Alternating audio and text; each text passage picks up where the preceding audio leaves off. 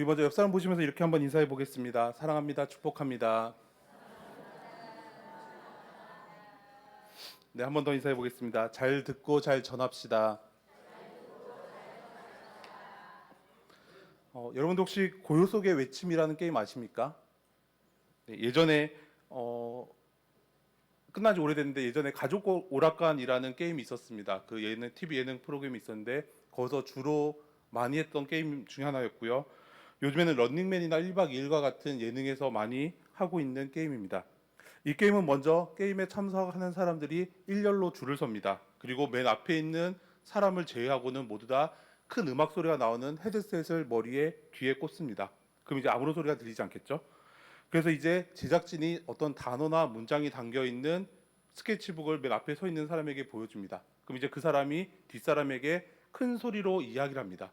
그럼 이제 그 상대방이 그 사람이 하는 입 모양을 보고 이 말이 어떤 말인지를 유추해서 다음 사람에게 전하고 또 그 다음 사람에게 전하고, 그래서 이제 맨 마지막에 있는 사람이 스케치북에 처음 쓰여져 있는 말이 어떤 말인지를 정답을 맞추는 게임입니다.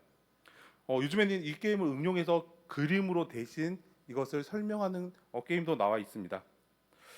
그런데 사실 이런 게임이 재밌는 것은 처음에 제시됐던 단어가 사람에게서 사람으로 전달되면서 전혀 엉뚱한 단어가 등장한다라는 것입니다.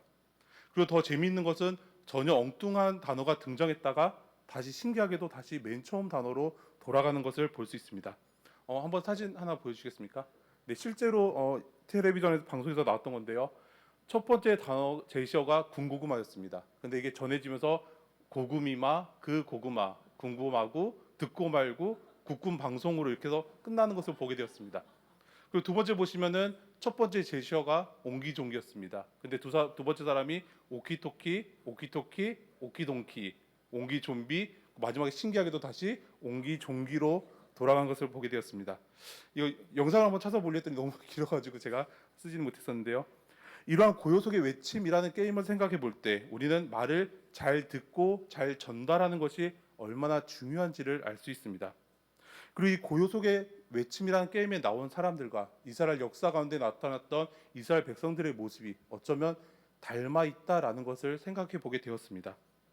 이들의 가장 큰 공통점은 다른 사람들의 이야기를 제대로 듣지 않았다라는 것입니다.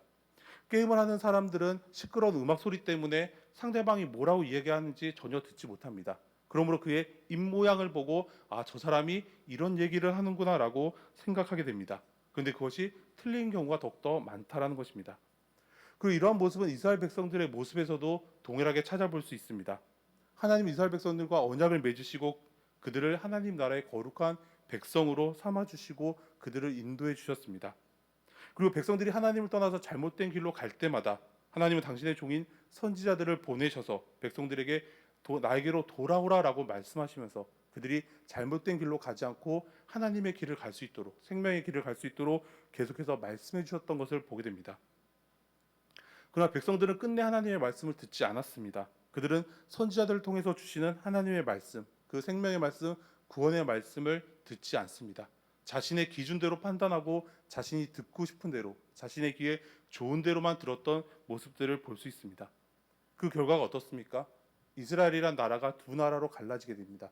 북이스라엘은 아수르에 의해서 멸망당하게 되고 남유다는 바벨론에 의해서 멸망당하는 모습을 볼 수 있습니다. 오늘 저와 여러분들은 우리들은 먼저 하나님의 말씀을 사모함으로 그 말씀을 주야로 묵상하고 잘 들을 수 있기를 원합니다. 그리고 내가 원하는 대로 나의 생각대로 나의 마음대로 그 말씀을 판단하고 읽는 것이 아니라 오직 성령님께서 우리에게 지혜를 주셔서 말씀 가운데 하나님의 음성을 들을 수 있는 저와 여러분들이 되시기를 소망합니다. 또 우리가 듣고 배운 이 말씀을 나 혼자만 간직하는 것이 아니라 우리 믿음의 다음 세대들에게, 우리의 자녀들에게 온전히 전달할 수 있는 주의 몸된 교회가 될 수 있기를 간절히 소망합니다. 에스겔이라는 이름은 하나님께서 강하게 하신다라는 뜻을 가지고 있습니다. 또한 에스겔은 제사장 붓의 아들로서 남유다의 바벨론 포로 시대에 활동했던 선지자이고 제사장이었습니다. 역대하 36장을 보면 남유다의 마지막 4명의 왕들의 이야기가 기록되어 있습니다. 여호아스와 여호야김 그리고 여호야긴과 시드기야가 그들입니다. 그런데 이 4명의 왕들의 이야기를 볼 때 그들의 삶이, 그들의 이야기들이 결코 평탄하지만은 않는다라는 것을 보게 됩니다.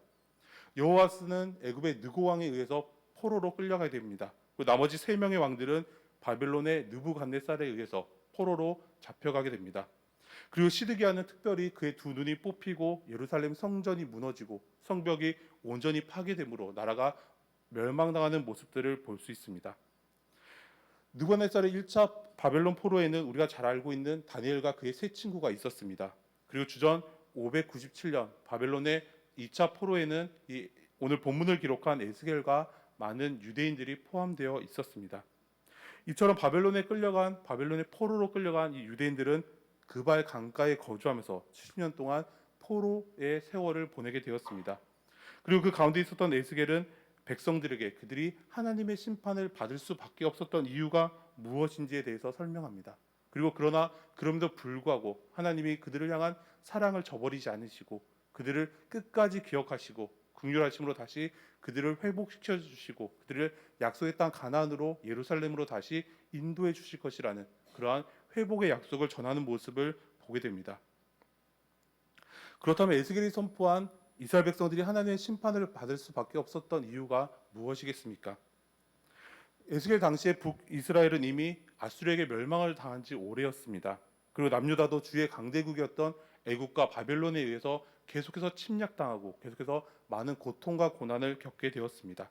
왕들이 포로로 끌려가고 백성들이 고통당하는 상황이 그들이 처한 현실이었습니다. 우리가 잘 알고 있는 것처럼 이스라엘 백성들은 하나님께서 특별히 택하여 주신 백성이었습니다. 하나님이 너무나 사랑하셔서 아브라함을 통해서 약속을 허락하여 주시고 또한 애굽에서 노예로 고생하고 있던 이스라엘 백성들을 모세를 통해서 건져 주시고 구원해 주셨습니다. 그리고 하나님께서 친히 가나안 땅으로 인도해 주시는 모습을 보게 됩니다.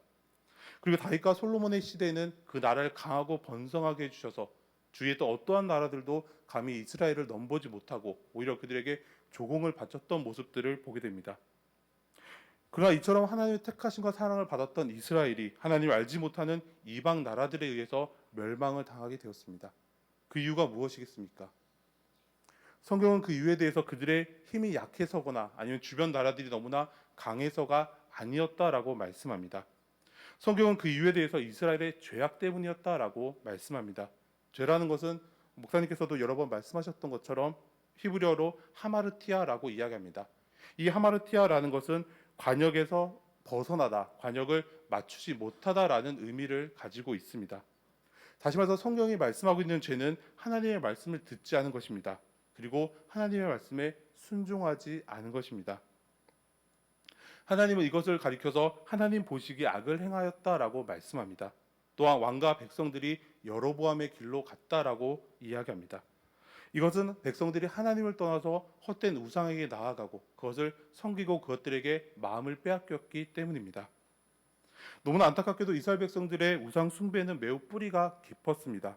그들은 출애굽의 과정과 광야 40년의 시간을 보내면서 하나님께서 그들에게 베풀어 주신 그 놀라운 기적과 구원의 역사를 그들의 2눈으로 직접 보고 그들의 삶으로 경험했습니다. 하지만 그들은 참지 못하고 하나님께 나아가지 못하고 이방 헛된 우상을 섬기는 모습들을 보게 됩니다. 모세가 하나님의 율법을 받기 위해서 시내산에 올라갔을 때 그 40일을 기다리지 못하고 금송아지를 만들고 그것을 섬기고 그것에게 절했던 모습을 보게 됩니다. 또한 백성들은 모압 족속의 꾀에 넘어가서 바알부올에서 바알을 음란하게 섬기며 하나님을 떠났던 모습을 볼 수 있습니다. 그러므로 그들은 비느하스가 의로운 행동을 하기 전까지 24,000명이 죽게 되는 너무나 안타까운 징계를 받는 모습을 볼 수 있습니다. 또한 사사들의 시대와 왕들의 시대에서도 백성들은 끊임없이 하나님을 떠나서 이방의 헛된 신들에게로 우상에게로 나아갔던 모습들을 볼 수 있습니다. 그리고 이제 그 죄악이 가득 차게 되자 결국에는 나라가 멸망을 당하게 되는 너무나 안타까운 징계를 받게 되었다라는 것입니다. 이처럼 백성들은 그들을 도우시는 하나님의 힘이 약해서가 아니라 바로 그들의 우상 숭배와 그들의 죄로 인해서 징계를 받아서 나라가 멸망을 당하게 되고 바벨론의 포로로 끌려가서 70년이라는 긴 세월을 고통당하고 고난을 겪게 되었습니다. 이처럼 백성들은 하나님을 떠나서 그들의 마음대로 살았고 그들이 원하는 대로 죄를 지었지만 여전히 하나님은 그들을 사랑하시고 그들을 회복시키시기를 원하셨습니다. 그래서 하나님은 포로가 되어서 고통과 아픔을 겪고 있는 백성들에게 찾아오셔서 에스겔을 이스라엘의 파수꾼으로 삼으시고 백성들에게 하나님의 말씀을 선포하면서 그들의 생명을 살리도록 하시는 모습을 볼 수 있습니다. 우리 영상을 통해서 16절과 17절 다시 한번 한 목소리로 읽겠습니다. 시작. 7일 후에 여호와의 말씀이 내게 임하여 이르시되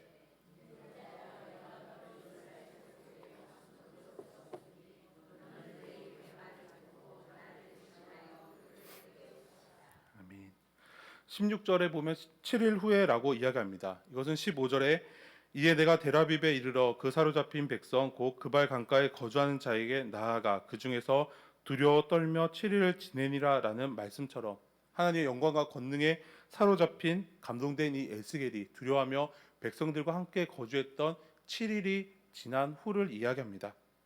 여기서 알 수 있는 것은 하나님의 말씀은 결코 두루뭉실한 것이 아니다라는 것입니다. 구체적인 시점이 있고 상황 가운데 하나님께서 친히 역사해 주신다라는 것입니다.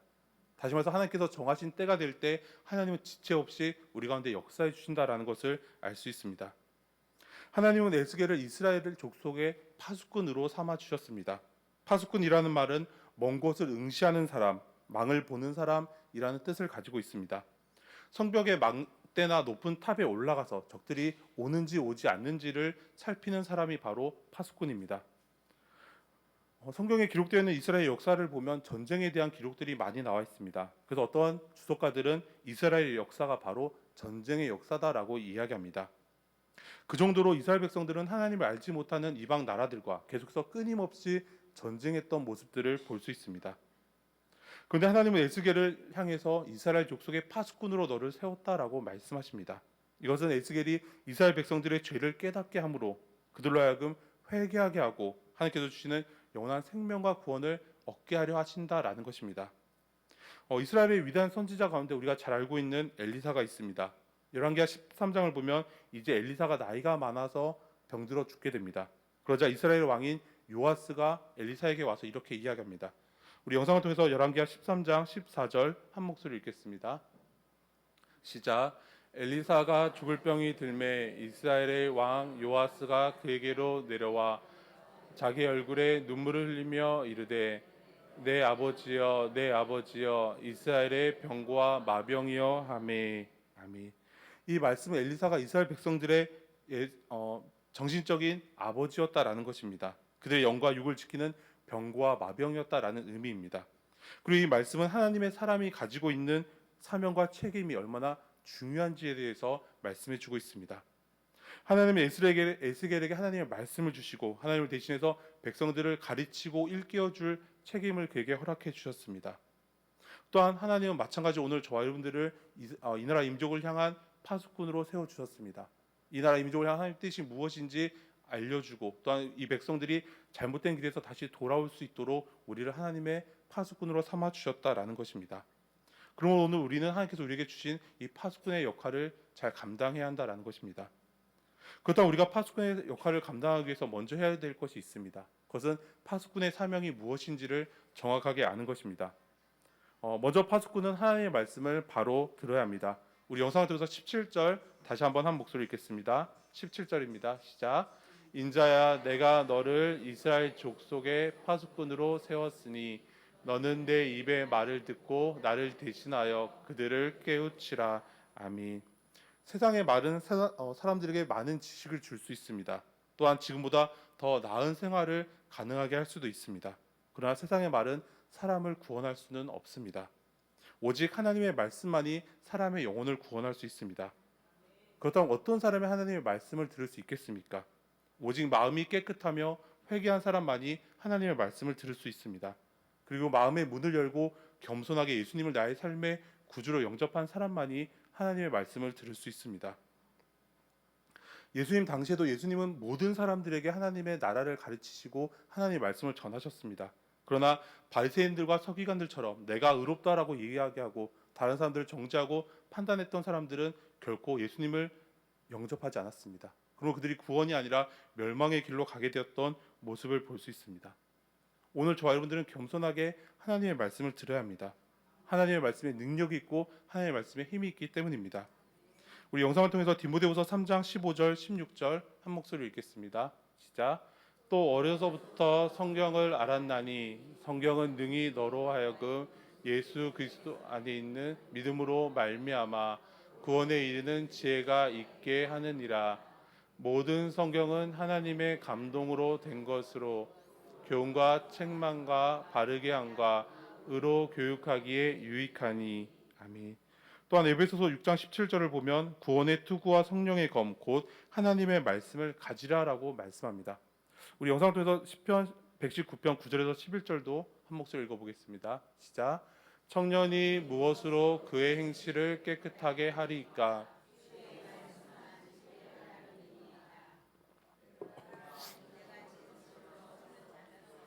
주의 계명에서 떠나지 말게 하소서. 내가 주께 범죄하지 아니하려 하여 주의 말씀을 내 마음에 두었나이다. 아멘. 우리가 구원에 이르기 위해서, 의로 교육하기 위해서, 마지막 때에 마귀에게 대적하기 위해서, 범죄하지 않고 행실을 깨끗하게 하기 위해서 하나님의 말씀을 들으라라고 우리에게 말씀해 줍니다. 그럼 우리가 예배를 통해서 하나님의 말씀을 듣는 것은 물론이고 구역 모임을 통해서 또 아침 저녁으로 주야로 하나님의 말씀을 묵상할 수 있기를 원합니다. 그리고 하나님께서 우리에게 주신 파수꾼의 사명이 무엇인지 깨닫고 그 사명을 잘 감당할 수 있는 저와 여러분들이 되시기를 소망합니다. 두 번째로 파수꾼은 하나님을 대신하는 사람입니다. 17절 하반절을 보면 너는 내 입의 말을 듣고 나를 대신하여 그들을 깨우치라라고 말씀합니다. 이 말씀은 하나님의 사람은 하나님을 대신해서 일할 책임이 있는 사람이다라는 의미입니다. 예수님의 12제자와 바울을 가리키는 다른 표현이 있습니다. 그것은 바로 사도라는 표현입니다. 사도는 헬라어로 아포스톨로스입니다. 이것은 보내심을 받은 사람이다라는 의미입니다. 보내심을 받은 사람은 자신의 뜻대로 자신의 마음대로 행동하지 않습니다. 오직 보내시는 사람의 뜻을 따라서 그것을 온전히 행하는 사람이 바로 사도입니다. 그러므로 나를 대신하여라는 말은 하나님께서 우리를 하나님의 사도로 삼아 주셨다라는 것입니다. 또한 우리는 하나님의 보내심과 위임을 받은 사람으로서 더욱더 충성된 마음으로 하나님을 위해서 헌신하고 봉사하는 사람들이 되어야 한다라는 것을 말씀하고 있습니다. 오늘 우리는 그리고 주님의 몸된 교회는 하나님의 나라를 대표합니다. 세상 사람들에게 하나님의 영광을 나타내는 사람들입니다. 그러므로 오늘 우리의 책임이 얼마나 중요한지를 알 수 있습니다. 그런데 신문과 뉴스를 보면 계속해서 교회와 교인들 그리고 목회자들의 잘못으로 인해서 사람들이 교회를 욕하고 손가락질하는 모습들을 볼 수 있습니다. 여기서 가장 큰 문제는 우리가 욕을 먹고 우리가 비난을 받는 것이 중요한 것이 아닙니다. 바로 하나님의 영광이 가려진다라는 것입니다. 그러나 초대교회의 모습은 달랐습니다. 성령의 충만하심을 입은 교회는 날마다 모이기를 힘썼고 모일 때마다 하나님을 예배했고 또한 사람들을 구제하기에 힘썼습니다. 그래서 사도행전 2장 47절을 보면 하나님을 찬미하며 또 온 백성에게 칭송받으니 주께서 구원받은 사람을 날마다 더하게 하시니라라고 말씀합니다. 오늘 저와 여러분들이 초대교회의 모습을 닮아갈 수 있기를 원합니다. 그러므로 사람들이 우리의 모습을 보고 우리가 굳이 전하지 않더라도 저 사람 교회 다니는 사람이지, 저 집사님, 저 장로님, 저 권사님, 저 사람의 모습을 보니까 나도 예수님을 믿고 싶다, 나도 예수님을 알고 싶다라는 모습을 우리의 삶으로 드러낼 수 있는 저와 여러분들이 되시기를 소망합니다. 마지막으로 파수꾼의 사명은 백성들을 깨우치는 일입니다. 사실 파수꾼의 가장 중요한 책임이 이것입니다. 파수꾼이 높은 망대나 성벽 위에다가 적들이 쳐들어오는 것을 보고 그 밑에 있는 군사들을 깨우고 백성들을 깨워서 전쟁을 대비하게 합니다. 그런데 만약에 파수꾼이 졸다가 적들이 침입하는 것을 알지 못한다면 또는 적들이 오는 것을 보고 나 혼자 살겠다고 혼자 도망친다고 한다면 그는 자신의 사명과 책임을 온전히 감당하지 못하는 것입니다. 오늘 본문 18절에서 21절에 기록되어 있는 것이 바로 하나님께서 오늘 우리에게 요구하시는 파수꾼의 사명입니다. 바로 악인이 그에게 이르서 돌이키도록 그에게 하나님의 말씀을 가르치는 것입니다. 또한 의인이 죄를 범하지 않도록 그에게 하나님의 말씀을 알려주는 것이 바로 오늘 우리에게 주신 파수꾼의 사명이다라는 것입니다. 그리고 우리가 이 사명을 온전히 감당하지 못한다면 하나님 그의 핏값을 오늘 우리에게서 찾겠다라고 말씀하십니다. 2차 세계대전 당시에 독일 고백교회 지도자 중에 한 사람이었던 마르틴 니멜러라는 목사님이 있습니다. 이 니멜러 목사님은 제가 가장 좋아하는 시 가운데 하나인 그들이 처음 왔을 때라는 시를 썼던 분이시고 또한 반나치 운동의 반나치 운동가이기도 했었습니다. 전쟁이 끝난 후에 이 니멜러 목사님이 전쟁에 대한 책임 백서라는 글을 발표하십니다. 근데 이 글이 매우 커다란 논쟁을 가져옵니다. 왜냐하면 이 목사님은 이 글에서 히틀러를 비판하고 그를 비난한 것이 아니라 바로 독일 교회에 책임이 있다라고 오히려 크리스찬들에게 그 책임을 물었기 때문입니다. 목사님이 이 글을 발표하시기 전에 꿈을 꾸었는데 같은 꿈을 7번이나 꾸었다라고 합니다. 바로 그 꿈은 하나님의 심판대 앞을 지나는 꿈이었습니다. 심판대를 통과하면서 니벨로 목사님은 예수님의 질문을 받고 손쉽게 그 질문을 통과하게 됩니다. 근데 그 목사님의 뒤에 있던 사람은 7번 꿈을 꾸는 동안 단 한 번도 예수님의 질문을 통과하지 못합니다. 예수님의 질문은 이렇습니다. 왜 너는 나를 믿지 못하느냐라고 이야기합니다. 그러자 이 사람이 대답하기를 주님, 아무도 저에게 예수 그리스도를 전해주지 않았습니다. 저에게 복음을 전해주지 않았습니다라고 대답합니다. 아무리 생각해도 이 목소리가 너무나 귀에 익어서 목사님이 뒤를 쳐다보았습니다. 그리고 깜짝 놀랐습니다. 그 뒤에 있던 사람이 누군지 아시겠습니까?